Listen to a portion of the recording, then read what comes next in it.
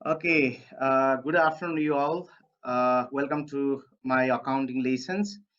र आज चाहिँ हामीले चाहिँ today we are going to discuss about the basis of accounting. Last time पनि हामीले यसको बारेमा केही कुरा गरिसकेका थियौं, तर हाम्रो लास्ट टाइम चाहिँ के भयो भन्दाखेरि जुन किसिमको चाहिँ नि इन्टरनेटको कनेक्सन डिस्कनेक्सनले चाहिँ नि हाम्रो क्लास डिस्टर्ब भइराखेको थियो र आज यसलाई कन्टिन्यू गर्छौं। यो भन्दा अगाडि चाहिँ last time we have discuss about different users of the accounts information, त्यसको बारेमा हामीले कुरा गरेका थियौं र इन्टरनल युजर्स र एक्सटर्नल युजर्सको लागि चाहिँ नि हामीले चाहिँ नि कुरा गरेका थियौं। इन्टरनल युजर्स र एक्सटर्नल युजर्सले आफ्ना फरक फरक हिसाबले चाहिँ उनीहरूले ती अकाउन्टिङ इन्फर्मेसनहरुलाई चाहिँ नि उनीहरूले के गर्छ त भन्दाखेरि इन्फर्मेसनहरु चाहिँ कलेक्ट गर्छ भनेर हामीले कुरा गरेका थियौं। त आज चाहिँ हामी we are going to discuss about basis of accounting. त्यसमा पनि हामीले लास्ट टाइम चाहिँ क्याश बेसिस अफ अकाउन्टिङको बारेमा हामीले कुरा गरिसकेका थियौं। ओके, सो आज थोरै चाहिँ हामीले क्याश बेसिस अफ अकाउन्टिङको बारेमा चाहिँ केही कुराहरू गर्छौं र अनि त्यसपछि चाहिँ विल गो फर चाहिँ हामीले अकुरल बेसिस अफ अकाउन्टिङको बारेमा हामीले कुरा गर्छौं। ओके, लास्ट टाइम हामीले के भनेको थियौं भन्दाखेरि क्याश बेसिस अफ अकाउन्टिङमा चाहिँ all the transactions are recorded in the book of accounts. Okay, when there is involvement of money भनेर भनेको थियौं हैन। जब पैसाको इन्भल्भमेन्ट हुन्छ भने त्यस्तो मनीको इन्भल्भमेन्ट भएको ट्रान्जेक्सनलाई बुक अफ अकाउन्ट्स रेकर्ड गर्छ भने त्यस्तो किसिमको ट्रान्जेक्सनलाई चाहिँ हामीले के भनेको थियौं भन्दा त्यस्तो किसिमको अकाउन्टिङ सिस्टमलाई चाहिँ हामीले के भनेको थियौं भन्दाखेरि क्याश बेसिस अफ अकाउन्टिङ भनेर भनेको थियौं। भने क्याश बेसिस अफ अकाउन्टिङमा के हुन्छ भन्दाखेरि under the cash basis of accounting, the transactions are recorded in the book of accounts only when the cash is actually involved. Okay, actually cash को involvement छ भने त्यस्तो एक्चुअली cash को involve भएको ट्रान्जेक्सनलाई book of accounts record गरिन्छ भने त्यस्तो type of अकाउन्टिङलाई चाहिँ हामीले क्याश बेसिस अफ अकाउन्टिङ भनेर भन्छौं। भने credit transactions are not recorded at all and all ignored till cash is actually received or paid for them भनेर भन्छौं। यो टाइप अफ अकाउन्टिङमा चाहिँ के हुन्छ त भन्दाखेरि हामीले चाहिँ के गर्छौं भन्दाखेरि कुनै पनि ट्रान्जेक्सनको क्याशको इन्भल्भ भएको छैन भने त्यस्तो क्याशको इन्भल्भ नभएका ट्रान्जेक्सन हामीले पेन्डिङ राख्छौं र त्यो ट्रान्जेक्सन कसरी रेकर्ड गर्छौं भन्दाखेरि the when we receive the cash or paid for them भनेर हामीले कुरा गरेका थियौं। ओके, त्यस्तै किसिमले चाहिँ नि incomes are recorded when they are receive and expenses are recorded only when they are paid in cash. Okay, under the cash basis of accounting income त्यो टाइममा रेकर्ड गरिन्छ when we receive money for the income, and the expenses are recorded at that time when we actually make the payments for the expenses भनेर हामीले पढ्यौं। भने यस्तो basis of अकाउन्टिङलाई चाहिँ हामीले के भन्छौँ भन्दा क्याश बेसिस अफ अकाउन्टिङ भन्छौं।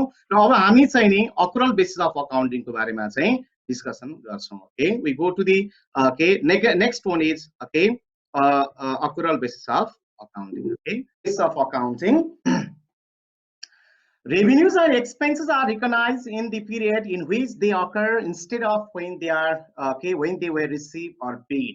हामीले चाहिँ यहाँ के गर्छौं भन्दाखेरि इन्कम र अकुरल बेसिस अफ अकाउन्टिङमा चाहिँ इन्कम र एक्सपेन्सेस रेकर्ड गर्ने टाइममा चाहिँ हामीले के कुरा ख्याल गर्छौं भन्दाखेरि हामीले चाहिँ नि इन्कम र एक्सपेन्सेसको बाबतमा चाहिँ इन्कमको लागि पैसा आयो कि आएन अथवा एक्सपेन्सको लागि चाहिँ क्याश पे भयो कि भएन भन्ने कुराहरुसँग हामीलाई मतलब हुँदैन। हामीले त्यो कुरा मात्रै हेर्छौं कि इन्कम र एक्सपेन्सेस इन्कम रिकग्नाइज भयो कि भएन र एक्सपेन्स चाहिँ अकर्ड भयो कि भएन भन्ने कुराहरु मात्रै हामीले ख्याल गर्छौं। So we do not consider the involvement of money, पैसा आयो कि आएन, इन्कमको लागि पैसा आयो कि आएन र एक्सपेन्सको लागि पैसा तिरे कि तिरेन भन्ने कुराहरुसँग मतलब हुँदैन। त हामीले त्यो ट्रान्जेक्सन चाहिँ नि त्यो ट्रान्जेक्सन रेकर्ड गर्छौं when the income is actually realized and expenses are incurred. Okay, expenses भयो र इन्कम रियलाइज भयो भने त्यस्ता किसिमका ट्रान्जेक्सनलाई चाहिँ बुक अफ अकाउन्ट्समा चाहिँ रेकर्ड गर्छौं भने त्यस्तो टाइपको चाहिँ सिस्टमलाई हामीले अकुरल बेसिस अफ अकाउन्टिङ भनेर भन्छौं।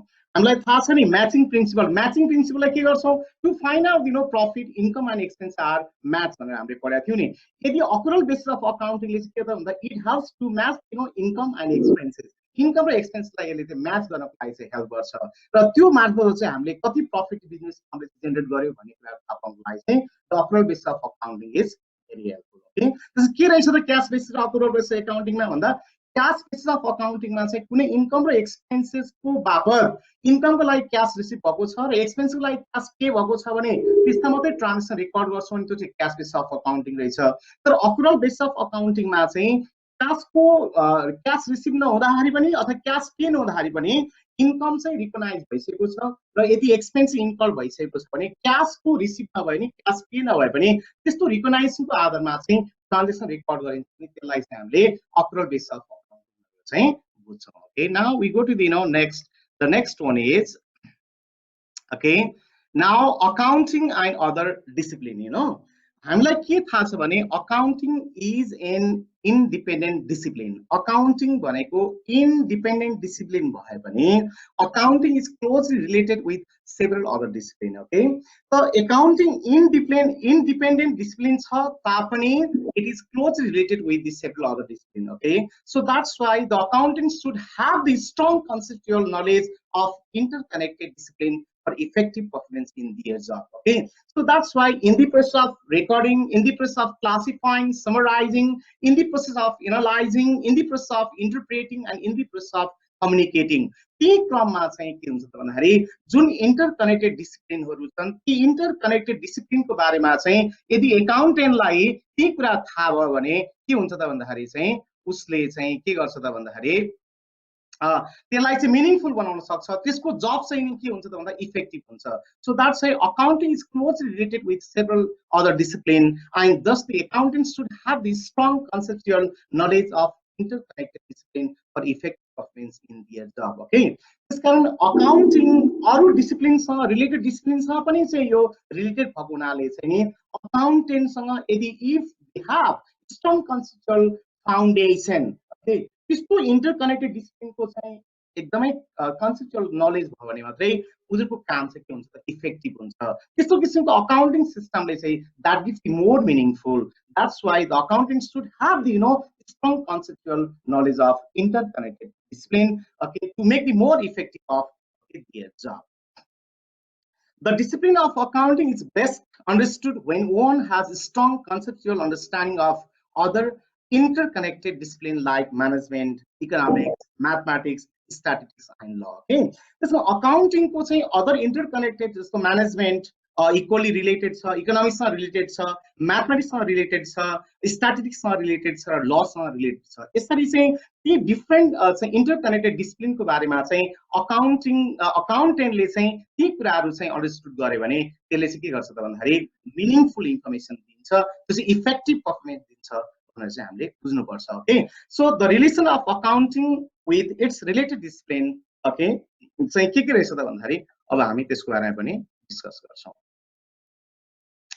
okay the first one is relationship between accounting and management okay so accounting र management को बीचमा कस्तो किसिमको रिलेशनशिप छ यसको बारेमा पनि हामी कुरा गर्छौं okay हामीलाई थाहा छ management perform different functions like planning okay decision making controlling and organizing so management ले के गर्छ त भन्दाखेरि different functions हरु चाहिँ perform गर्छ तर यसरी चाहिँ management को जुन different चाहिँ functions हरु चाहिँ perform गर्छ भने ती different functions लाई more productive बनाउनको लागि चाहिँ के हुन्छ त भन्दाखेरि चाहिँ accounting informations are needed okay so that's why there is the relationship between the accounting and management okay accounting and management are very closely related accounting and management say closely related management depends okay entirely on accounting for information in financial affairs to make decisions okay so that's why management चाहिँ के गर्छ त भन्दाखेरि financial जुन affairs हरु छ त्यस्तो affairs हरु चाहिँ अकाउन्ट सँग चाहिँ डिपेन्ड हुन्छ र त्यसको आधारमा चाहिँ उले के गर्छ त भन्दाखेरि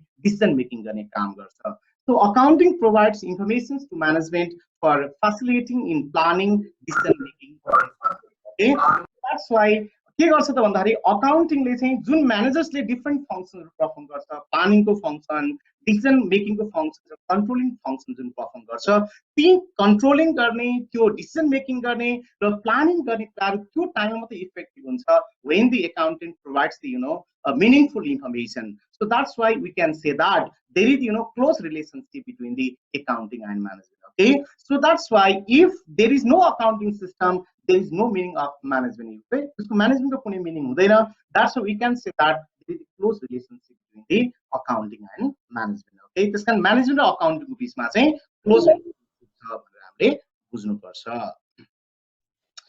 त्यस्तै किसिमले relationship between the accounting and economics okay र अकाउन्टिङ को र इकोनोमिक्स को बीचमा पनि there is a close relationship between the accounting and economics the main relationship between these two disciplines is that both are concerned with effective and efficient use of resources हामीलाई थाहा छ okay resources are okay constrained resources are limited square छ, हामीसँग भएका रिसोर्सहरू square छ। Square रिसोर्सेसबाट चाहिँ हामीले के गर्नुपर्छ त भन्दाखेरि हामीले चाहिँ नि हाम्रा डिमान्ड्सहरूलाई चाहिँ के गर्नुपर्ने हुन्छ, फुलफिलमेन्ट गर्नुपर्ने हुन्छ। द्याट्स वाइ यो अकाउन्टिङ र चाहिँ नि इकोनोमिक्सले के भन्छ त भन्दाखेरि हामीसँग चाहिँ रिसोर्सेस चाहिँ के छ, लिमिटेड छ। त्यसकारण त्यो लिमिटेड रिसोर्सेसलाई चाहिँ हामीले के गर्नुपर्छ भन्दाखेरि चाहिँ इफेक्टिभ र इफिसियन्ट युज गर्नुपर्छ भन्ने कुरा दुईटै चाहिँ अकाउन्टले पनि त्यही भन्छ र इकोनोमिक्सले पनि त्यही भन्छ। Both accounting and economics seeks to maximize wealth. Economists and accountant are consistent with the importance of leaving capital intact while calculating the revenues. Okay, this kind of accountant or economics के भन्छ भन्दाखेरि चाहिँ नि दुईटैको objective चाहिँ के हो त भन्दाखेरि प्रॉफिट मैक्सिमाइज गर्ने, वेल्थ मैक्सिमाइज गर्ने हो। बिजनेस फर्मको पनि के गर्छ त भन्दाखेरि business firm is establish to maximize the wealth. त्यस्तै इकोनोमिक्सले पनि के गर्छ भन्दाखेरि कुनै पनि बिजनेस फर्मको चाहिँ वेल्थलाई मैक्सिमाइज गर्ने भनेर भन्छ। भने यिनीहरूले के गर्छ भन्दाखेरि in the process of calculating the revenue क्यापिटललाई चाहिँ फिक्स हुनुपर्छ है, क्यापिटल चाहिँ इन्ट्याक्ट हुनुपर्छ भनेर चाहिँ भन्छ। त्यसकारण in the process of economical decision, कुनै पनि इकोनोमिकल डिसिजन गर्नु पर्यो भने if you wants to fit economic model, there is the need of accounting information. That's why we can say that there is close relationship between the accounting and economics. Accounting र इकोनोमिक्सको बिचमा नि close relationship छ, किनकि रिसोर्सेसहरू चाहिँ के छ, constant छ। त्यही कन्स्टेन्ट रिसोर्सेसबाट चाहिँ हामीले त्यसलाई इफेक्टिभ र इफिसियन्ट युज गर्नुपर्ने हुन्छ। त्यसकारण हामीले प्रफिट म्याक्सिमाइज गर्ने कुराहरू होस् अथवा चाहिँ हामीले रेभेन्यू क्याल्कुलेट गर्ने बेला चाहिँ क्यापिटललाई कन्स्टेन्ट राख्ने कुराहरू होस्, यसमा चाहिँ दुईटैको चाहिँ थर्ड चाहिँ सेम छ। भने अर्कोतिर चाहिँ के छ त भन्दाखेरि if you wants to develop the economic model, if you go through the economic चाहिँ नि प्लानिङ, त्यो बेलामा चाहिँ नि accounting data are necessary. Okay, accounting data necessary, sir. That's why we can say that there is a close relationship between accounting and economics. Accounting and economics को बीचमा भने close relationship छ भने हामीले बुझ्नुपर्छ। त्यस्तै another is relationship between accounting and mathematics. Okay, we can say that there is the close relationship between accounting and mathematics. Okay, accounting र mathematics को बीचमा नि close relationship छ। Accounting is the language of business. हामीलाई थाहै छ business फर्मको चाहिँ accounting language हो भने on the other hand mathematics is the language of accounting. त हामीले के बुझ्नुपर्छ भन्दाखेरि जुन किसिमको चाहिँ अकाउन्टिङ छ, ओके, चाहिँ जुन किसिमको चाहिँ अकाउन्टिङ छ त्यो अकाउन्टिङको ल्याङ्ग्वेज भनेको चाहिँ फेरि के हो त म्याथमेटिक्स हो। So that's why we can say that mathematics is the language of accounting. Listen, बिजनेसको ल्याङ्ग्वेज भनेको चाहिँ के रहेछ, अकाउन्टिङ रहेछ। फेरि अकाउन्टिङको ल्याङ्ग्वेज भनेको चाहिँ के रहेछ त म्याथमेटिक्स रहेछ। Okay, at different stage of accounting, हामीले चाहिँ नि डिफरेन्ट स्टेज अफ अकाउन्टिङ भन्नाले रेकर्डिङ स्टेज हुन सक्छ, तपाईको चाहिँ अर्को क्लासिफाइङ स्टेज हुन सक्छ, अर्को समराइजिङ स्टेज हुन सक्छ, अर्को चाहिँ तपाईको चाहिँ नि एनालाइजिङ स्टेज हुन सक्छ, अर्को चाहिँ इन्टरप्रेटिङ स्टेज हुन सक्छ, अर्को कम्युनिकेटिङ स्टेज हुन्छ। डिफरेन्ट स्टेजमा accounting uses the additions, subtractions, multiplications, and division of arithmetical are applied. Okay, so that's why in different stages we use additions, subtractions, multiplications, divisions of arithmetical. Okay, so that's why we can say that there is the relationship between the accounting and mathematics. Okay, calculation of interest, depreciations are some of uses of mathematics in accounting. जस्तो हामीले interest calculate गर्ने बेलामा, depreciation calculate गर्ने बेलामा नि हामीले के गर्छौं त भन्दाखेरि we use mathematics. जस्तो in accounting we develop accounting equations. In accounting equations there is mathematical relationship between assets, liabilities and capital. Okay, so that's why, okay, so we can say that okay, the accounting and mathematics are the close related. किनकि math अकाउन्टिङमा चाहिँ के गरिन्छ, हामीले equation develop गर्छौं। त्यो equation भनेको चाहिँ arithmetical relationship हो। के को रिलेशनशिप हो भन्दाखेरि एसेट्सको, लायबिलिटीज र क्यापिटलको हो। द्याट्स वाइ हामीले चाहिँ डिफरेन्ट स्टेजमा हामीले एडिसन गर्छौं, सबट्र्याक्सन गर्छौं, मल्टिप्लिकेसन गर्छौं, डिभिजन गर्छौं। त्यो चाहिँ म्याथमेटिक्सको पार्ट हो भने त्यस्तै हामीले इन्ट्रेस्ट क्याल्कुलेट गर्छौं, डेप्रिसिएसन क्याल्कुलेट गर्छौं, हामीले एन्युटी क्याल्कुलेसन गर्छौं। यो पनि के हो त म्याथमेटिक्सको पार्ट हो। That's why we can say that there is a close relationship between the accounting and mathematics. त्यसको अकाउन्टिङ र म्याथमेटिक्सको बीचमा पनि क्लोज रिलेशनशिप छ हामीले बुझ्नुपर्छ। त्यस्तै किसिमको अर्को चाहिँ छ relationship between the accounting and law. Okay, there is relationship between the accounting and law. Okay, okay, accounting र चाहिँ नि ल को बीचमा पनि चाहिँ रिलेशनशिप छ। how we can say that there is relationship between accounting and law. कसरी हामी भन्न सक्छौं त accounting र law को बीचमा चाहिँ close relationship छ भनेर.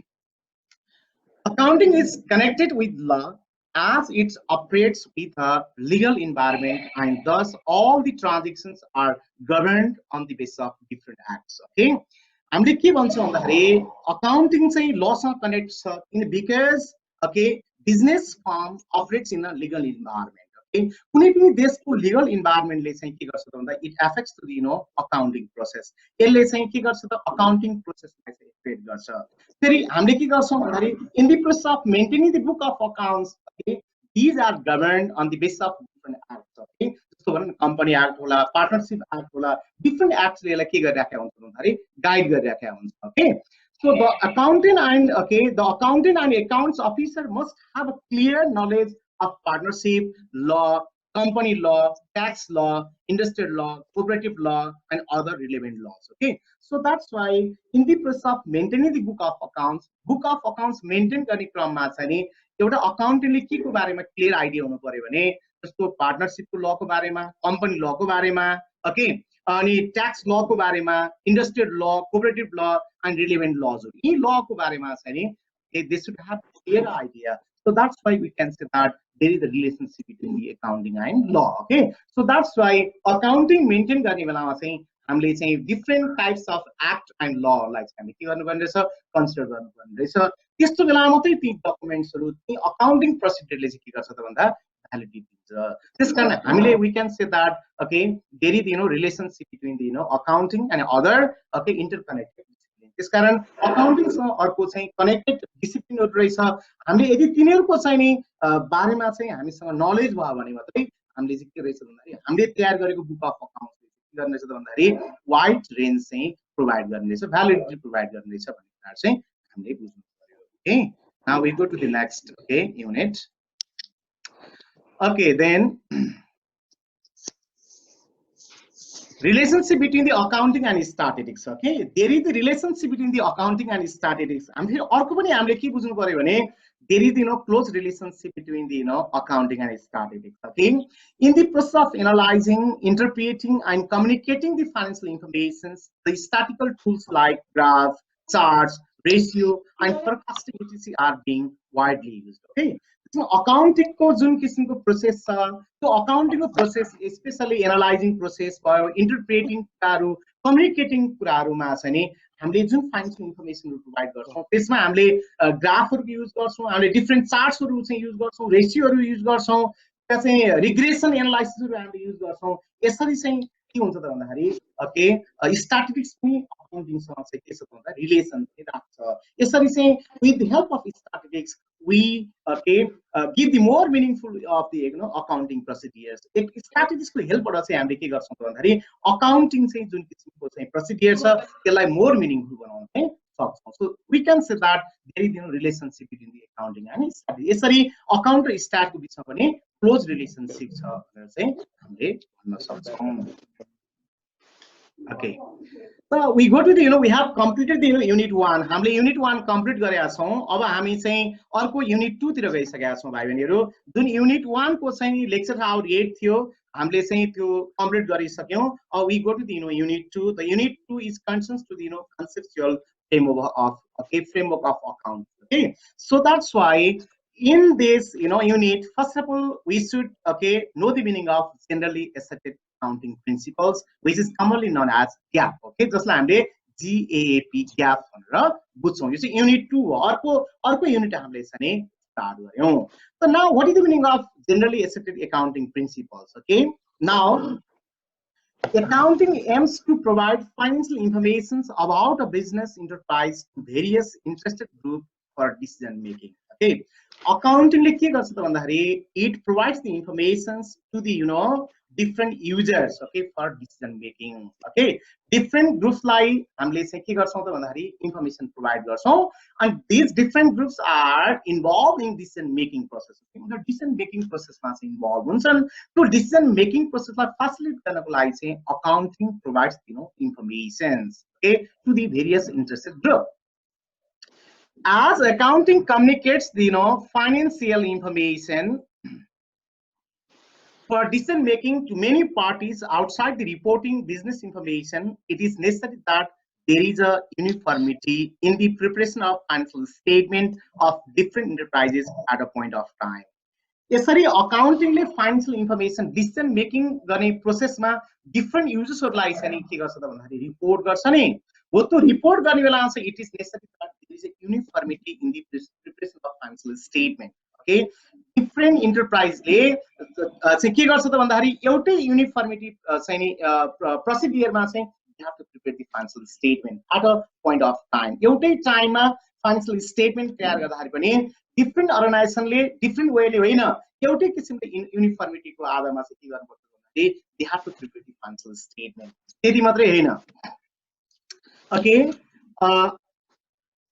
it is also requires to consistency in the preparation of financial statement of a business enterprise over a period of time okay एकातिर चाहिँ हामीले के चाहिँदो रहेछ uniformity हुनु पर्दो रहेछ there should be the uniformity procedures while preparing the financial statement अर्कोतिर चाहिँ के गर्नु भन्दाखेरि it is required okay consistency in the preparation of financial statement okay over a business okay of a business enterprise over a period of time भनेको हामीले जस्तो 5 years देखि आज till now जति हामीले हरेक वर्ष फाइनान्शियल स्टेटमेन्ट तयार गर्छौं ती फाइनान्शियल स्टेटमेन्ट तयार गर्दाखेरि त्यसमा के हुनु पर्यो कन्सिस्टेन्सी हुनु पर्यो लास्ट इयर जुन किसिमको तपाईले चाहिँ रुल्स फलो गर्नुभएको थियो जुन किसिमको प्रिन्सिपल फलो गर्नुभएको थियो जुन किसिमको गाइडलाइन्स थियो त्यो पनि के हुनु पर्यो त भन्दाखेरि यो वर्ष पनि हुनु पर्यो that's why there should be consistency as well as uniformity okay त्यसकारण त्यो बुक अफ अकाउन्ट्स मेन्टेन गर्ने बेलामा चाहिँ के चाहिँदो रहेछ भन्दाखेरि युनिफर्मिटी र के चाहिँदो रहेछ भन्दा कन्सिस्टेन्सी चाहिँदो रहेछ okay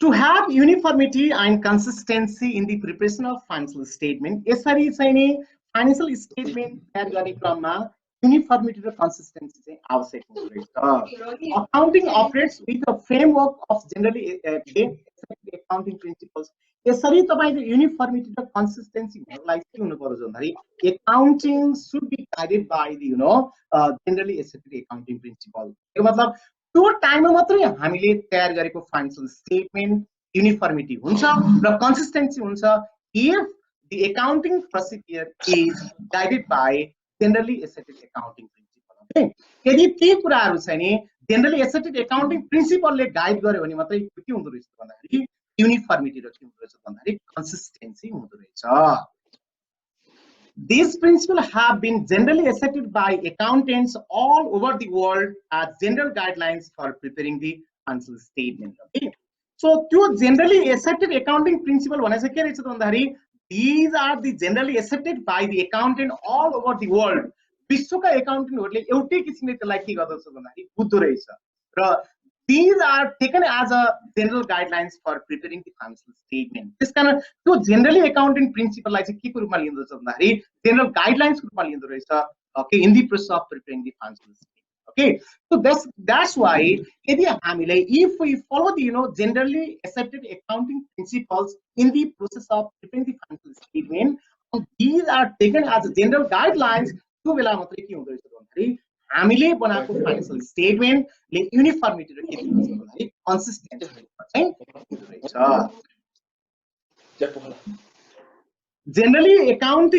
generally accepted accounting principle gap may be defined as those rules of actions or conduct which are derived from experience and practice and when they are proved useful they become accepted as a principle of accounting so to generally accepted accounting principles कसरी हुन्छ त भन्दाखेरि they are okay from the experience तपाईको past experience एउटा history को आधारमा चाहिँ हामीले के गर्न सक्छौं we can develop generally accepted principles okay हामीले चाहिँ कन्डक्ट गरेको एक्सन्स हामीले चाहिँ जुन किसिमको परफर्म गरेको एक्टिभिटीज बाट हामीले चाहिँ जुन किसिमको एक्सपिरियन्स छ जुन प्र्याक्टिसहरु छ ती प्र्याक्टिस र हामीले गरेको एक्सपिरियन्स बाट चाहिँ के हुन्छ त भन्दाखेरि we can okay develop generally accepted accounting principle यो generally accepted principle के आउने हैन okay it comes from the past experience okay it comes from the actions that is performed in the last period okay or last times हामीले जुन किसिमको चाहिँ experience गरेका छौं जुन किसिमको प्र्याक्टिस गरेका छौं त्यो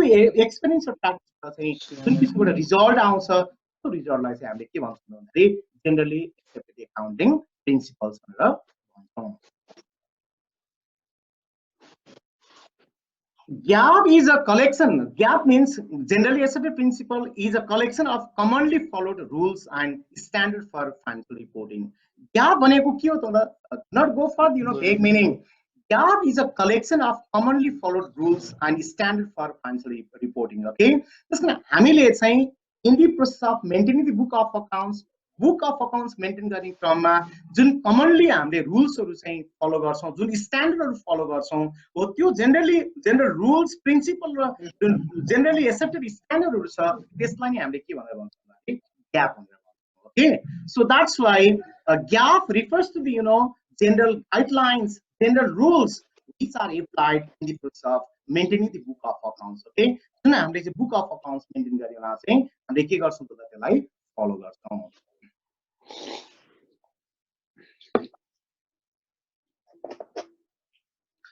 Okay, now we go to the basic accounting concept. Another title is basic accounting concept. What is the meaning of basic accounting concept? इसको बारेमा हामी कुरा गर्छौं. Okay, now we go for the basic accounting concept.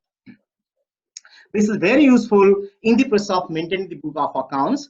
Accounting concept refers to the basic rules, assumptions, and principles which are considered as the basis of recording of financial transactions and preparing the financial statement.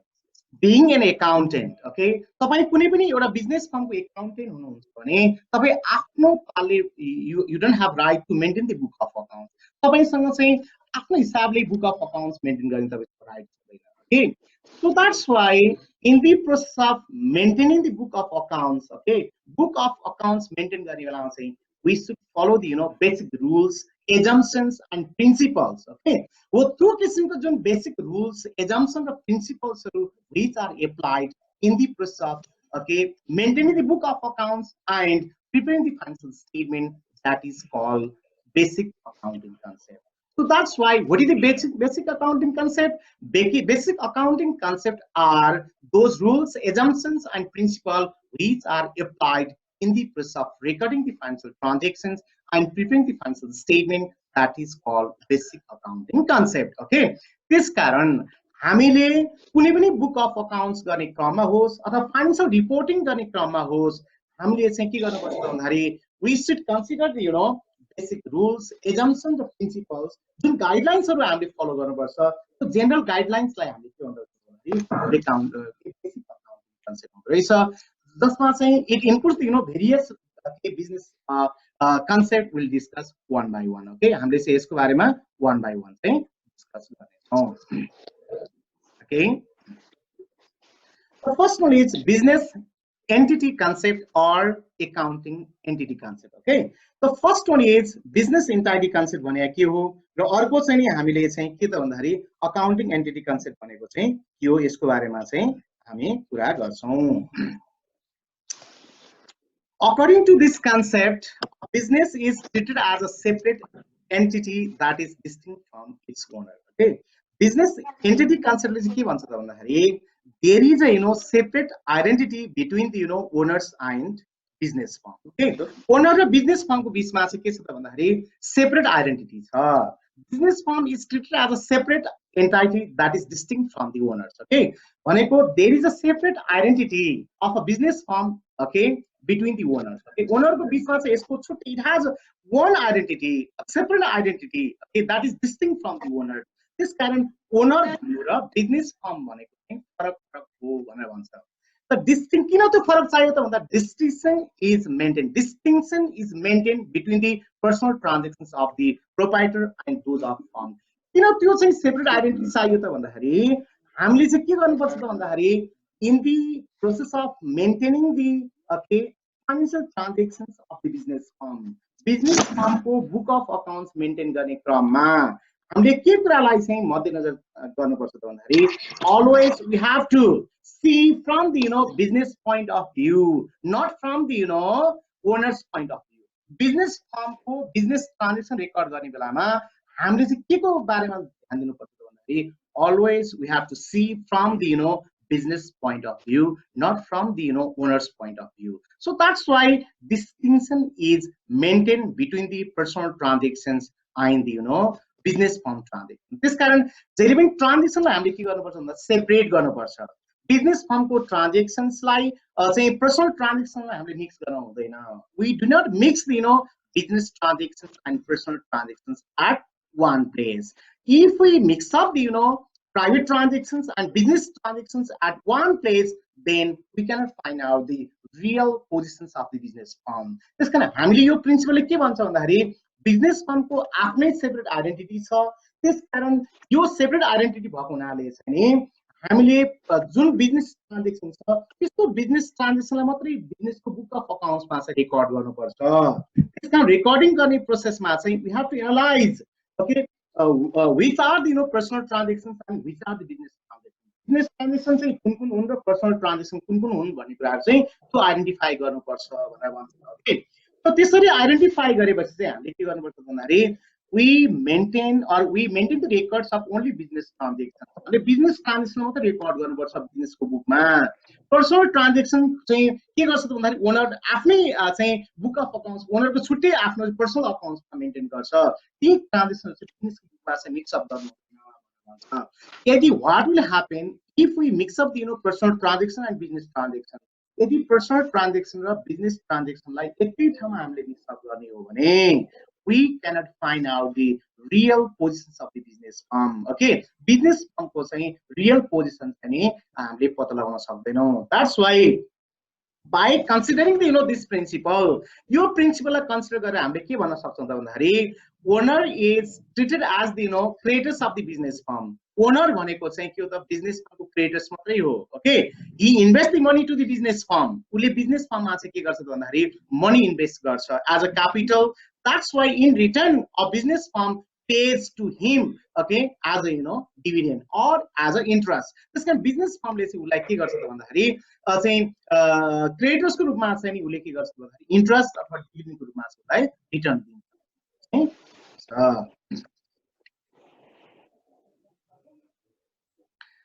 त्यस्तै किसिमले all transactions of business are recorded in the book of the firm and personal transactions of the owners are not included in the business transaction. मैले भनिहालेँ त्यसकारण business book of अकाउन्ट्समा बिजनेसका transaction मात्र record गर्नुपर्छ र personal transaction चाहिँ बिजनेसको बुकमा record गर्नु हुँदैन. मैले भनिहालेँ if business affairs and private affairs are mixed, the true pictures of the business will not be available. यदि हामीले पर्सनल ट्रान्जेक्सनलाई पनि बिजनेसको ट्रान्जेक्सन हामीले चाहिँ रेकर्ड गर्यो भने we cannot find the real positions of the business.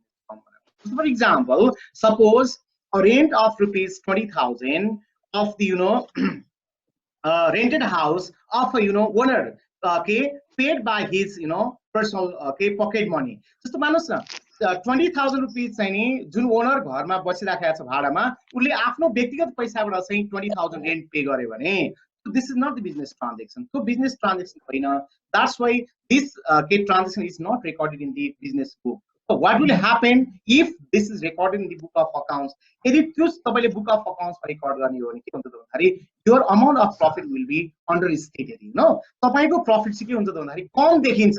That's why we cannot reflect true positions of the business firm. त्यो यदि पर्सनल ट्रान्जेक्सनलाई पनि बिजनेसमा हामीले लाने हो भने यदि एक्सपेन्सको कारणले चाहिँ प्रॉफिट अन्डरस्टेटेड हुन्छ भने इन्कमको कारणले प्रॉफिट ओभरस्टेटेड हुन्छ. That's why त्यसलाई चाहिँ हामीले मिक्स अप गर्नु हुँदैन. How do you find out that is personal transaction? कसरी हामीले पर्सनल ट्रान्जेक्सन चाहिँ हो भनेर थाहा पाउँछ? Suppose that a owner of the firm from his personal money outside the firm buys a diamond necklace for his wife. So for example, एउटा कुनै पनि ओनरले आफ्नो श्रीमतीको लागि चाहिँ उले आफ्नो पर्सनल पकेटको पैसाबाट चाहिँ के गरे त भन्दाखेरि नेकलेस किन्यो. As the money spent was not out of the business bank accounts or cash. तर त्यो पैसा चाहिँ उले बिजनेसबाट चाहिँ लिएर आएको थिएन. Then this item will not be entered in the firm's book. त्यसकारण यो चाहिँ पर्सनल ट्रान्जेक्सन भएको हुनाले त्यस्तो पर्सनल ट्रान्जेक्सन चाहिँ हाम्रो बुक अफ अकाउन्ट्समा चाहिँ रेकर्ड हुँदैन भनेर हामीले बुझ्नुपर्छ. त्यसकारण बिजनेस इन्टाइटी कन्सेप्टले के भन्दो रहेछ भन्दाखेरि business form has a separate identity that is distinct from the owners. त्यसकारण बिजनेस फर्म र ओनर भनेको सेपरेट आइडेन्टिटी भएका कुराहरू हुन्. त्यसकारण यो किन डिस्टिंक्सन हामीले गर्नु पर्यो त भन्दाखेरि किनकि हामीले त्यसको आधारमा चाहिँ we have to separate business transaction and personal transaction. Business transaction र पर्सनल ट्रान्जेक्सन हामीले सेपरेट गर्नुपर्छ.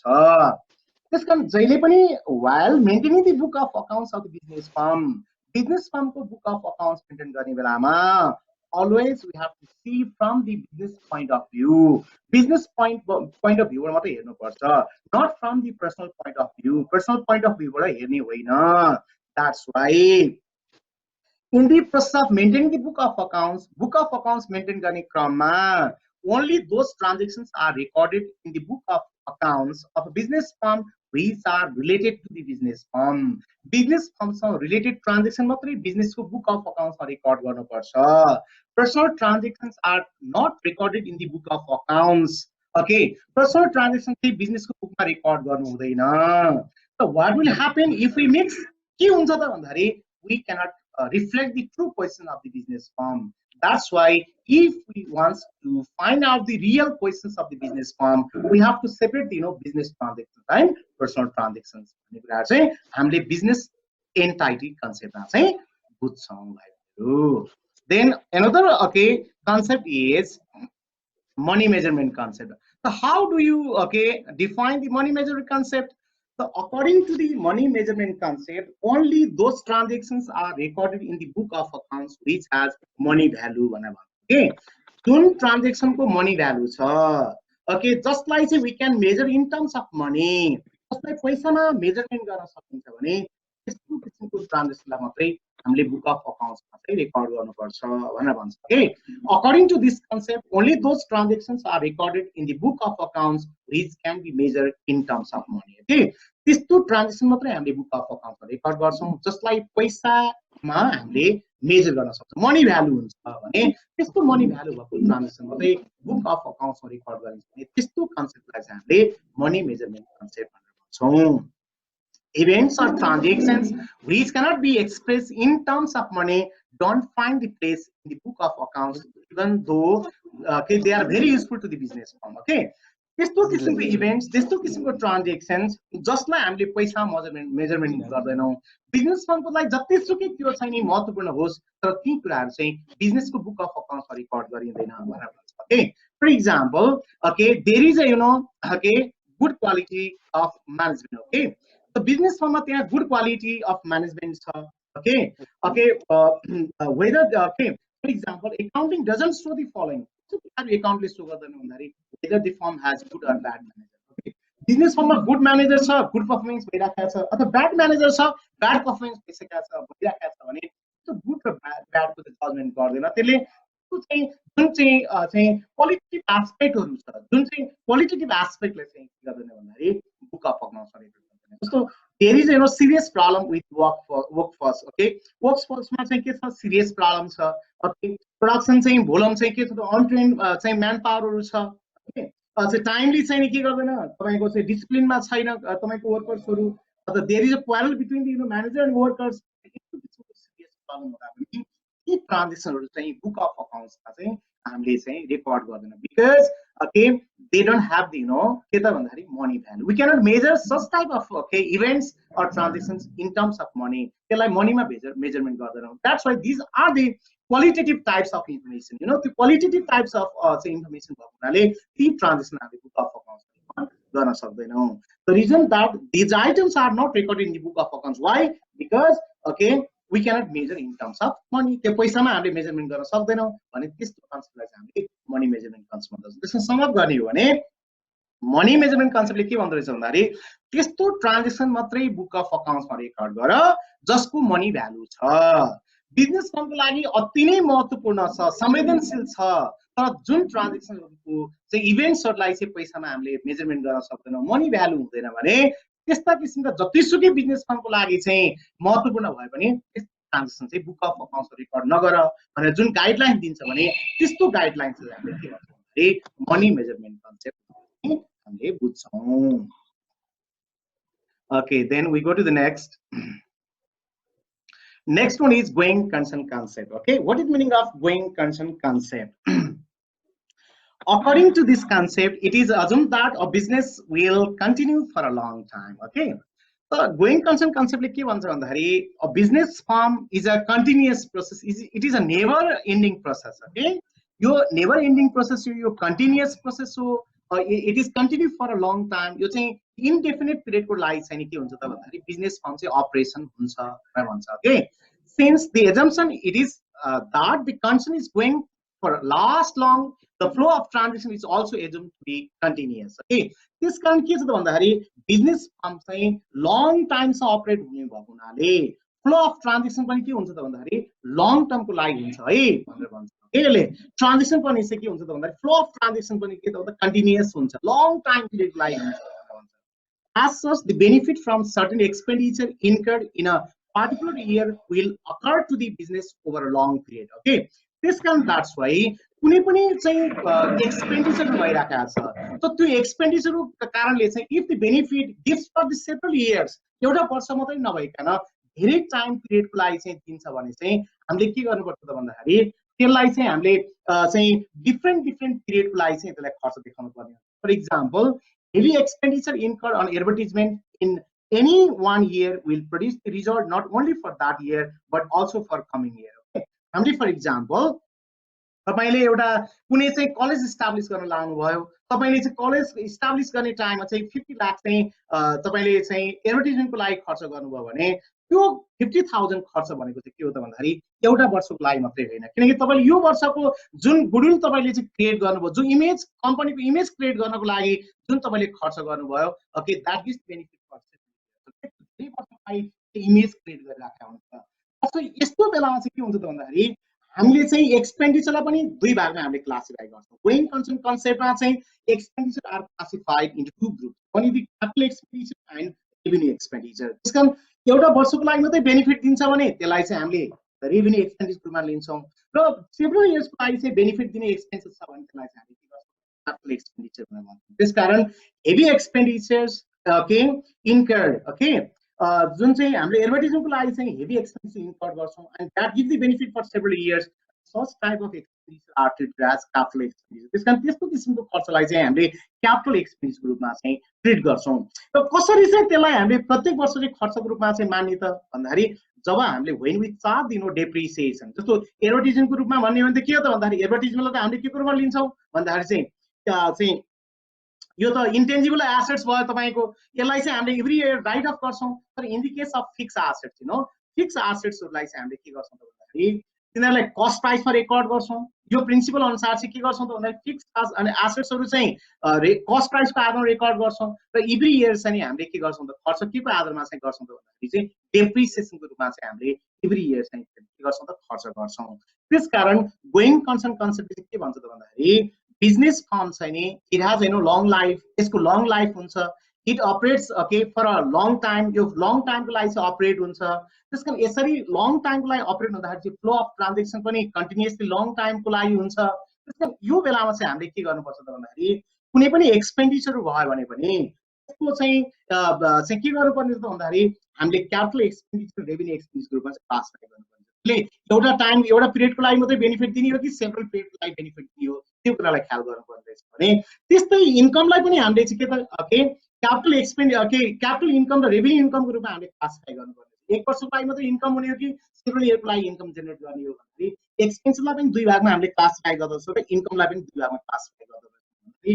यो एजम्सनले के गर्छ fix assets are recorded at actual cost and are depreciated on fixed assets on the basis of their expected life rather than their market value. Okay, so that's why यसमा चाहिँ के हुन्छ त भन्दाखेरि कुनै पनि चाहिँ फिक्स्ड एसेट्स को भ्यालु चाहिँ रिड्युसिङ हुन्छ तर के त भन्दाखेरि के बाइ चार्जिङ द डेप्रिसिएसनको आधारमा चाहिँ के हुन्छ त भन्दाखेरि त्यो फिक्स्ड एसेटको भ्यालु चाहिँ नि हामीले घटाइराखेका हुन्छौं। त्यो डेप्रिसिएसनको अमाउन्ट बराबर चाहिँ हामीले त्यसलाई एक्सपेन्डिचर मानिराखेका हुन्छौं। यस्तो कन्सेप्टलाई चाहिँ हामीले कन्सेप्ट भन्छौँ। फेरि गोइङ कन्सेप्ट बारेमा फेरि समराइज गर्न चाहे गोइङ कन्सेप्टले के भन्छ त भन्दाखेरि यो चाहिँ बिजनेस फर्म भनेको कन्टिन्युअस प्रोसेस हो, यो चाहिँ नेभर एन्डिङ प्रोसेस हो। त्यसकारण यो लङ लाइफ रन हुने हुनाले चाहिँ ट्रान्जेक्सन पनि लङ टर्ममा हुन्छ। त्यसकारण कुनै पनि एक्सपेन्डिचर भयो भने एक्सपेन्डिचरलाई चाहिँ हामीले चाहिँ नि दुई भागमा क्लासिफाई गर्नुपर्छ, capital expenditure revenue expenditure.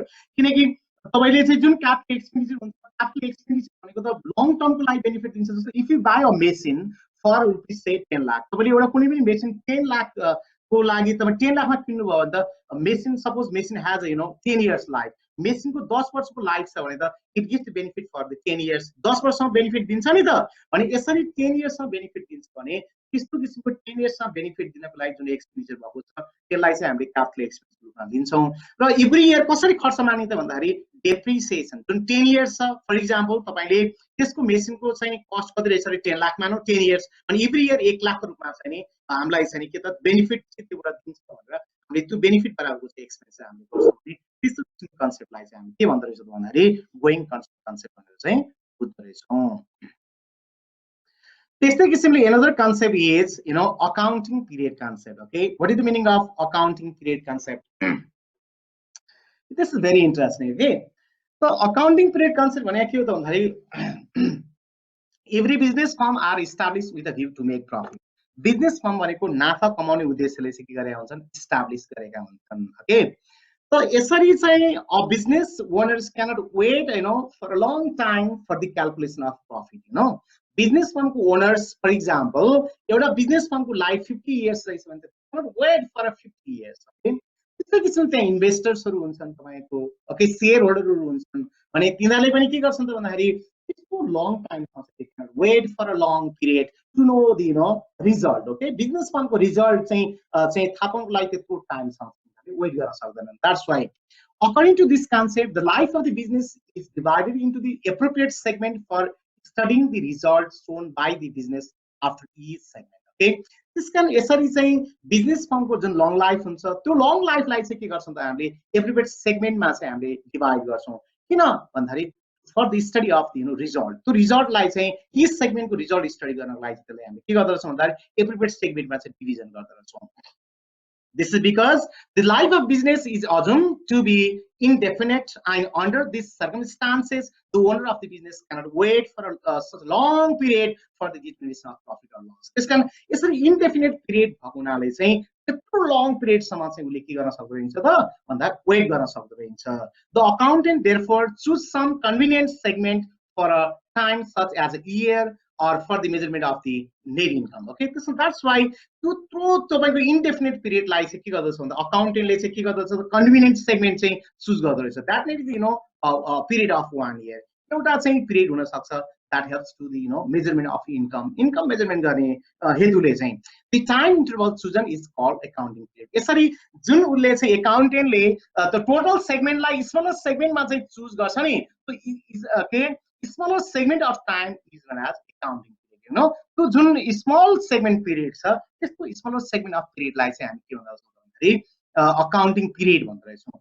1 year or 12 month period is usually adapted for this purpose. Okay, यो पर्पस को लागि चाहिँ generally 1 year or 12 month को चाहिँ time period हुन्छ. Generally okay 12 month भनेको के त 1 year हो. Generally के भन्छौँ त भन्दाखेरि हामीले the period of 1 year is called fiscal year. Generally भनौँ न हामीले चाहिँ नि जस्तो एउटा क्यालेन्डर इयर युज गर्छौं हामीले अर्को फिस्कल इयर गर्छौं. जस्तो नेपालकै डेटमा भन्ने भने के हुन्छ त भन्दा क्यालेन्डर स्टार्ट अन वैशाख अनि एन्ड अन के त चैत्र. हामीले क्यालेन्डर इयरलाई भन्ने भने हामीले चाहिँ स्टार्ट गर्छौं कहिले त भन्दाखेरि कहिले हामीले वैशाखमा एन्ड कहिले चैत्र गर्छौं. जस्तै फिस्कल इयर नेपालको केसमा गर्ने भने कहिले हुन्छ त भन्दाखेरि जस्तो हामीले फिस्कल इयर स्टार्ट अन के त भन्दाखेरि चाहिँ हाम्रो श्रावण हुन्छ एन्ड कहिले हुन्छ त भन्दाखेरि आषाढमा हुन्छ. Okay, the period of 1 year is called fiscal year and can begin on any date of the year, okay, from 1st January to 31st December. तपाईले चाहिँ के गर्न सक्नुहुन्छ भन्दाखेरि जनरली क्यालेन्डर इयरलाई पनि तपाईले क्यालेन्डर इयरलाई पनि तपाईले फलो गर्न सक्नुहुन्छ. ओके, अथवा it starts in April and ends on March. Okay, and that's why generally नेपालको केसमा हेर्ने भने चाहिँ हामीले फिस्कल इयरलाई चाहिँ के त भन्दाखेरि हामीले स्टार्ट्स अन द के भन्दाखेरि चाहिँ श्रावण अनि एन्ड्स अन के त आषाढ. त्यसकारण हामीले यसलाई समराइज गर्ने भने के बुझ्नु पर्यो त भन्दाखेरि अकाउन्टिङ पिरियड कन्सेप्ट भनेको के रहेछ भन्दाखेरि बिजनेस फर्म इन्डिफिनिट चाहिँ लाइफ हुनु भएको हुनाले चाहिँ बिजनेस फर्मको ओनरले त्यस्तो लङ टाइमसम्म ओनर गर्न पुग्न सक्दैन. त्यसकारण the life time of the business firm is divided into the smaller segment. त्यो स्मलर सेगमेन्टमा चाहिँ हामीले डिभाइड गर्छौं अनि each segment of the okay accounting life भनेको जुन इच सेगमेन्ट छ each segment like accounting period भन्दो रहेछौं. So generally accounting periods covers the period of 12 months. Generally 1 year को period लाई नै हामीले के भन्दछौं accounting period भनेर भन्छौं. So accounting period लाई चाहिँ हामीले के भन्दछौं fiscal year भन्दो रहेछौं. fiscal year भन्दछौं. जुन fiscal year मा चाहिँ हामीले के गर्छौं त भन्दाखेरि 1 year को period मा हामीले book of accounts लाई के गर्छौं स्टार्ट गर्छौं र क्लोज गर्छौं. So स्टार्ट कहिले देखि गर्छौं भन्दाखेरि एउटा साइकल स्टार्ट गर्छौं कहिले त हामीले श्रावणमा गर्छौं अनि त्यसपछि हामीले चाहिँ के गर्छौं त एन्ड चाहिँ केमा गर्छौं द आषाढमा चाहिँ गर्छौं. Okay. Okay. यसलाई चाहिँ हामीले एकाउन्टिङ पिरियड कन्सेप्ट भनेर बुझ्यौँ। त्यस्तै किसिमले cost concept. Okay, now we go to the cost concept. Okay, what do you mean by cost concept? Okay, under this concept, fixed assets recorded in the book of accounts are actual cost at their original cost. Okay, neither more or less. Okay, cost concept is fixed assets are always recorded. Okay, in the actual cost or acquiring cost. Okay, or at their original cost. This kind of fixed assets record गर्ने बेला चाहिँ जहिले पनि जति प्राइसमा किनेको हो जति त्यसको एक्वायरिङ प्रोसेसिङ प्राइस छ त्यो प्राइसमा रेकर्ड गर, न त त्योभन्दा बढीमा रेकर्ड गर न त त्योभन्दा कममा रेकर्ड गर। Fixed assets are always recorded at their original price. त्यो ओरिजिनल कस्टमा रेकर्ड गर्ने भनेको example, if a business buys a plot of land for 60,000, for example मानोस् एउटा बिजनेस फर्मले 60,000 मा एउटा ल्यान्ड पिस किन्छ, the assets would be recorded in the book of accounts at 60,000 even if market price to be 80,000. For example, मानोस् कि तपाईले 60,000 मा किन्नु भएको छ तर त्यसको मार्केट भ्यालु चाहिँ 80,000 भए पनि you records at 60,000. Okay, हामीले 60,000 मा चाहिँ त्यसलाई रेकर्ड गर्छौं। A year later, if the market value of these assets comes down to 40,000, it will ordinarily continue to be shown at rupees 60,000 and not 50,000. Okay, for example, आज तपाईले 60,000 मा किनेको assets त के हुन्छ त भन्दाखेरि तपाईको चाहिँ फर एक्जाम्पल 40,000 मा चाहिँ गयो भने पनि नि तपाईले के गर्नुहुन्छ त भन्दाखेरि त्यो 40,000 मार्केट प्राइसमा तपाईले रेकर्ड गर्नुहुन्न, तपाईले के त 60,000 मै रेकर्ड गर्नुहुन्छ भनेर भन्छ। ओके, त्यही 60,000 कस्ट प्राइसमा रेकर्ड गर्नुपर्छ। अर्को वर्ष भने यो कन्टिन्युअसली त्यही कस्ट प्राइसमा चाहिँ रेकर्ड हुन्छ भनेर भन्छ। This actual cost is systematically reduced over its life by a process called depreciation. भनेको फिक्स एसेट्स चाहिँ नि तपाईले ओरिजिनल कस्टमा रेकर्ड गर्नुहुन्छ तर एभ्री इयर चाहिँ के हुन्छ त भन्दा यो चाहिँ रेड्युसिङ हुँदै जान्छ के त भन्दाखेरि because of the depreciation. Okay, त्यसकारण यसलाई डेप्रिसिएसनको आधारले चाहिँ यसको प्राइस घट्दै जान्छ, तर हामीले किनेको वर्ष होस् अथवा अरु कमिङ इयर होस् त्यो जहिले पनि हामीले के गर्छौं त भन्दाखेरि we records at its cost price is cost price मा रेकर्ड गर्छौं तर हामीले we do not consider the के त market price either that is more or less हामीले त्यसलाई हेर्दैनौं, त्यसले पनि हामीले कस्ट प्राइस मा चाहिँ रेकर्ड गर्छौं भने त्यस्तो प्रिन्सिपललाई चाहिँ त्यस्तो कन्सेप्टलाई चाहिँ हामीले कस्ट कन्सेप्ट भनेर बुझ्छौं। Revenue realisation concept. Okay, how do you define the revenue realization concept? According to this concept, revenue is recognized at the time when goods or services are passed to the customer and they becomes liable to pay for it. Okay, this कारण यो revenue realization concept ले के भन्छ भन्दाखेरि revenue त्यो टाइममा मात्रै generate हुन्छ when we actually sold the goods or we pass the service and the customer is liable to pay for it. Okay, त त्यो बेला मात्रै त्यो रेभेन्यू हुन्छ जब हामीले कुनै पनि गुड्स र सर्भिस बेच्छौं र कस्टमर चाहिँ त्यसलाई पे गर्ने तयार हुन्छ, लायबल हुन्छ भने त्यसलाई चाहिँ हामीले के भन्छौं भन्दाखेरि रेभेन्यू भनेर भन्छौं। When the order is received but goods are not supplied, okay, हामीले रिसिभ चाहिँ अर्डर गरेका छौं तर आजको दिनसम्म गुड्स सप्लाई गरेका छैनौं, customer pays for goods in advance, this are not the revenue. Okay, त त्यो सामान सप्लाई गर्नको लागि कस्टमरले एडभान्समा तिरेको पनि छ तर हामीले गुड्स सप्लाई गरेका छैनौं भने त्यसलाई हामीले रेभेन्यू भन्दैनौं।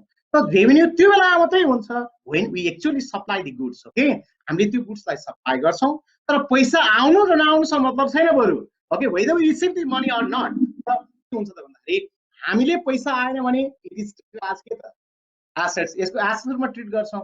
त पैसा आयो भने त भइहाल्यो नि, तर पैसा आएन भने पनि जुन त्यो सर्भिस हामीले डेलिभर गर्यौं, जुन हामीले गुड्स डेलिभर गर्यौं त्यो बापतको चाहिँ हामीले पैसा आयो भने त डजन्ट म्याटर, आएन भने त्यसलाई एसेट्स रूपमा चाहिँ ट्रिट गर्छौं। Revenue is supposed to be earned only when the seller sells the goods to the buyer and he is liable to pay for it. त्यसकारण रेभेन्यू त्यो टाइममा हुन्छ जब सेलरले एक्चुअली सेल गर्छ र अनि बायर चाहिँ के हुन्छ त भन्दा liable to pay for it. उले तिर्न चाहिँ उले चाहिँ के गर्छ त भन्दाखेरि एग्री गर्छ भने त्यसलाई चाहिँ हामीले रेभेन्यू भन्छौं। त्यसकारण हामीले कुनै पनि चाहिँ सामान बेच्नु भन्दा अगाडि कुनै तपाईले अर्डर प्राप्त गर्नुहुन्छ, अर्डरको त्यो सप्लाई भएको छैन भने अथवा त्यो सप्लाई गर्नुभन्दा अगाडि एडभान्स पैसा आएको छ भने त्यसलाई रेभेन्यू भन्दैनौं। रेभेन्यू त्यो टाइममा हुन्छ when actually we supply the goods or services and one is liable to pay for it, त्यसलाई चाहिँ हामीले के भन्छौं भन्दाखेरि रेभेन्यू भनेर भन्छौं हामीले।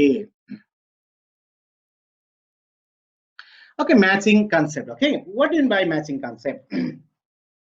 अघि पनि मैले भने त how the profit is calculated. Profit कसरी क्याल्कुलेट गर्छौं भन्दाखेरि profit is the difference between okay income and expenses. भनेको income र expenses को difference लाई हामीले के भन्छौं भन्दाखेरि profit भनेर भन्छौं. Okay, so that's why in accounting the profit is difference between the revenue and expenses. In order to ascertain the profit made by the business during a period, it is necessary that revenue of the period should be matched with the cost of the period. Okay, तपाईले चाहिँ नि profit चाहिँ यदि पत्ता लगाउन चाहनुहुन्छ भने हामीले के गर्नुपर्छ त भन्दा income and expenses should be match. हामीले म्याच गर्नुपर्छ, म्याचिङ गर्नुपर्छ. If revenue earn is more than the cost, the result is the net profit. So matching गर्ने प्रोसेसमा चाहिँ हाम्रो रेभेन्यू भनेको इन्कम बढी छ, एक्सपेन्सेस भन्दा भने यसरी चाहिँ इन्कम भन्दा एक्सपेन्सेस चाहिँ कम भएको अवस्था अथवा इन्कम चाहिँ बढी भएको अवस्था र एक्सपेन्सेस कम भएको अवस्थालाई चाहिँ हामीले के भन्छौँ भन्दाखेरि इन्कम अर रेभेन्यू भन्छौँ भने यसको भाइस वर्सा भयो. तर के भयो if the expenses are more than the income, okay, the difference represents the loss. Okay, so that's why matching गर्दाखेरि either we find the the profit or loss. कुन टाइममा प्रफिट हुँदो रहेछ भन्दा if the excess of income over the expenditure. तपाईको चाहिँ नि expenses चाहिँ बढी भयो एक्सपेन्सेस भन्दा त्यो डिफरेन्सलाई चाहिँ हामीले प्रफिट भन्दो रहेछौँ. तर if the okay expenses are excess then the income, तर इन्कम भन्दा एक्सपेन्सेस बढी भएको अवस्था छ भने त्यसलाई चाहिँ हामीले के भन्छौँ लस भन्दो रहेछौँ. By considering this fact, okay, you fact like consider that adjustments are made for outstanding expenses, accrued income, prepaid expenses, depreciation, provision for bad debts, and unearned incomes should be adjusted while preparing the financial statement at the end of the accounting period to find out the credit profit for the year. यदि जस्तो class 2 वाला हामीले पढाएको छौं नि, तपाईलाई trial balance दिन्छ, trial balance को आउटसाइड मा पेन्डिङ ट्रान्जेक्सन भनेर दिन्छ. त्यसलाई हामीले okay the informations which are given outside the trial balance which are still to be recorded, okay, which are pending in nature, त्यसलाई हामीले एडजस्टमेन्ट भनेर भन्छौं. त्यसमा हाम्रो एक्सपेन्सेस चाहिँ तपाईको पेन्डिङ हुन सक्छ, आउटस्ट्यान्डिङ, हाम्रो इन्कम पेन्डिङ हुन सक्छ, हाम्रो डेप्रिसिएसन रेकर्ड नगरेको हुन सक्छ. भने what will happen if outstanding expenses is not recorded in the process of matching the okay income and expenses, जुन एक्सपेन्सेस भइसकेको छ त्यसलाई चाहिँ हामीले बुक अफ अकाउन्ट्स रेकर्ड गरेका छैनौं. भनेको मतलब त्यो accrual basis of accounting system चाहिँ एप्लाई गरेर रहेछ, cash basis of accounting apply गरेर रहेछ भने त्यो बेलामा चाहिँ के हुन्छ भन्दाखेरि our amount of profit will be over stated. हाम्रो प्रफिट चाहिँ ओभर स्टेटेड हुन्छ किनकि खर्च भएको अवस्था हामीले बुक अफ अकाउन्टमा रेकर्ड भएको छैन. त्यस्तै इन्कम जेनेरेट भएको छ तर इन्कम रेकर्ड भएको छैन भने यदि त्यसलाई चाहिँ बुक अफ अकाउन्ट्समा रेकर्ड गरिन भने के हुन्छ त भन्दाखेरि इन्कम रेकर्ड नहुनु भनेको our amount of profit will be understated. जति हुनुपर्ने त्यो चाहिँ कम रेकर्ड कम प्रफिट देखिन्छ. त्यसकारण चाहिँ म्याचिङ कन्सेप्टमा के हुन्छ त भन्दाखेरि जस्तो एडिसनल इन्फर्मेसन जस्तो आउटस्ट्यान्डिङ एक्सपेन्सको कुराहरू होस्, र अक्रुड इन्कमको कुराहरू होस्, प्रिपेड एक्सपेन्सको कुराहरू होस्, डेप्रिसिएसन कुराहरू होस्, प्रोभिजन फर ब्याड डेब्ट्स होस्, अर्नड इन्कम चाहिँ that should be adjusted while preparing the financial statement. And what will happen if these are not adjusted, our amount of profit will be overstated or understated. Okay, हाम्रो profit चाहिँ either overstated हुन्छ अथवा understated हुन्छ. That's why okay matching concept मा चाहिँ के भन्छ त भन्दाखेरि बिजनेस फर्मको प्रॉफिट र लस थाहा पाउनको लागि चाहिँ इन्कम र एक्सपेन्सलाई म्याच गर्नुपर्ने रहेछ. त्यो म्याच गर्दाखेरि चाहिँ इन्कम बढी छ एक्सपेन्स भन्दा भने त्यो डिफरेन्सलाई चाहिँ प्रॉफिट भन्दो रहेछौं. तर इन्कम भन्दा एक्सपेन्सेस बढी भएको छैलाई हामीले के भन्दो रहेछौं भन्दाखेरि लस भन्दो रहेछौं. र त्यो चाहिँ म्याचिङ कन्सेप्टमा रियल प्रॉफिट र लस थाहा पाउनको लागि चाहिँ जुन एडजस्टमेन्ट पेन्डिङ ट्रान्जेक्सनहरु छ त्यसलाई पनि चाहिँ हामीले एडजस्टमेन्ट गर्नुपर्छ भन्ने कुरा चाहिँ यो म्याचिङ कन्सेप्टमा हामीले बुझ्नुपर्ने छ. त्यस्तै किसिमले okay dual aspect concept. Okay, this is very important concept. Okay, this is the basic concept of accounting process. Okay, your accounting process ko चाहिँ very important ho. It is based on the double entry bookkeeping system. Okay, यो चाहिँ bookkeeping system को चाहिँ very important. Okay, यो base छ. हामीले double entry bookkeeping system मा के भन्न पर्यो थियो भन्दाखेरि under the double entry bookkeeping system, okay, every transaction has dual aspect भनेर. हामी dual aspect हुन्छ. And this dual aspect represents to the okay two accounts. So duita aspect le duita accounts la represent garcha, and out of them one is debited and another is credited when I want to. So duita aspect le duita account la represent garcha. So duita to चाहिँ account मा चाहिँ एउटा debit हुन्छ र अर्को credit हुन्छ, and the sum of okay debit must be equal to the sum of credit भनेर पढाएको थियौ. Okay, त्यसमा त्यही कुरालाई चाहिँ हामीले के भन्छौँ भने dual aspect concept भनेर भन्छौँ. according to this concept, every business transactions has a dual effect as that it affects two parties. त्यस कारण कुनै पनि बिजनेस ट्रान्जेक्सनको चाहिँ ड्युअल इफेक्ट हुन्छ। त्यो ड्युअल इफेक्टले चाहिँ के गर्छ भन्दाखेरि it affects to the two parties. Okay, दुईटा पार्टीलाई यसले इफेक्ट गर्छ। If one account is debited, some other accounts must be credited. यसरी चाहिँ त्यो ड्युअल इफेक्टले के गर्छ त भन्दाखेरि टु पार्टीलाई रिप्रेजेन्ट गर्छ। त्यो टु पार्टीज मध्ये वान इज चाहिँ डेबिट हुन्छ र अर्को क्रेडिट हुन्छ। ओके, त्यसमा एउटा डेबिट भएपछि अर्को एकाउन्ट चाहिँ अटोमेटिकली के हुनुपर्छ, क्रेडिट हुनुपर्छ। For example, contribution of capital by the owners increase the assets of the business. कुनै पनि ओनरले क्यापिटल कन्ट्रिब्युट गर्यो भने, okay, if receive in the form of cash, हामीले क्याशको रूपमा चाहिँ पायौँ भने त्यसले के गर्छ त भन्दाखेरि एसेट्सलाई पनि इन्क्रिज गर्छ, एसेटलाई इन्क्रिज गर्छ। इन द सेम वे त्यसले के गर्छ त भन्दा it increase the owner's claim on the business. Okay, ओनर्सको क्लेम पनि चाहिँ के गर्छ भन्दा बिजनेसमा बढ्छ, त्यो लायबिलिटीको रूपमा चाहिँ बढ्छ। Thus, it also becomes a liability for the business enterprise. त्यो बिजनेस फर्मको लागि चाहिँ के हुन्छ त भन्दाखेरि त्यो क्यापिटल चाहिँ लायबिलिटीको रूपमा चाहिँ रहन्छ। ओके, लायबिलिटीको रूपमा चाहिँ रहन्छ। Okay, it is because of this principle that the two sides of the balance sheet are always be equal. त्यसकारण यो प्रिन्सिपलले के भन्छ त भन्दाखेरि एउटा अकाउन्ट्स डेबिट हुने, अर्को अकाउन्ट्स क्रेडिट हुने, अनि डेबिट बराबर क्रेडिट हुने हो भने जहिले पनि के हुनुपर्छ त भन्दा two side of the balance sheet must be equal. Okay, balance शीटको एसेट साइड र लायबिलिटी साइड जहिले पनि ओके इक्वल हुनुपर्छ भनेर भन्छ भने, and that develops the accounting equation. त्यसले के गर्छ त भन्दाखेरि accounting equation के गर्छ, डेभलप गर्छ। ओके, accounting equation लाई डेभलप गर्छ। In accounting equations, okay, accounting equation establish the relationship between the assets, liabilities and capital. So accounting equation ले assets और liability और capital को बीच में से क्या कर सकता है, relationship establish कर सकता है। This can we can say that assets, okay, equals to liabilities plus capital. So assets बराबर से liability और capital होने पर सा, अथवा capital equals to say assets और assets minus liabilities होने सा, अथवा liabilities equals to से क्या होता है, assets और capital। तो LI से हमने देखा होता है dual aspect concept। इसका dual aspect concept से क्या रहता है? It is based on double entry bookkeeping system. Double entry bookkeeping system is a modern and scientific system. यो modern और scientific system हो, इस कारण under the double entry bookkeeping system, it is assumed that every transaction has okay double effect or two side effect. Okay, every transaction को two side effect होता है, अथवा again it involves two aspect, and these two aspect involves the two accounts. तो दुईटा aspect ले that represents the two accounts, दुईटा account ला represent गर्छ कि दुईटा accounts मध्ये चाहिँ एउटा accounts debit हुन्छ र अर्को account चाहिँ के हुन्छ, credit हुन्छ। अनि the sum of debit must be equal to the sum of credit भन्छ। debit को चाहिँ total बराबर credit को total हुनुपर्छ भनेर भन्छ। भने यसले चाहिँ के गर्छ त भन्दाखेरि त्यो कन्सेप्टले के इस्टाब्लिश गर्छ त भन्दाखेरि the two sides of the balance sheet should be equal. भनेको balance ला two side हुन्छ, एउटा के हुन्छ, asset side हुन्छ, अर्को liability side हुन्छ। So that's why the two sides of the balance sheet must be equal हुनुपर्छ। हो त्यसलाई नै हामीले accounting equation भन्छौँ। तो accounting equation मा के हुन्छ त भन्दाखेरि asset equals to liability plus capital हुन्छ, अथवा capital equals to assets minus liabilities हुन्छ, अथवा liability equals to assets minus capital हुन्छ। त्यसकारण आज हामीले चाहिँ यति कुराहरू पढ्यौं। मलाई आशा छ भाइ बहिनीहरूले चाहिँ यो थ्योरेटिकल पार्ट चाहिँ नि बुझ्ने प्रयास गर्नुभयो भन्ने मैले चाहिँ नि ओके मान्यता लिएको छु।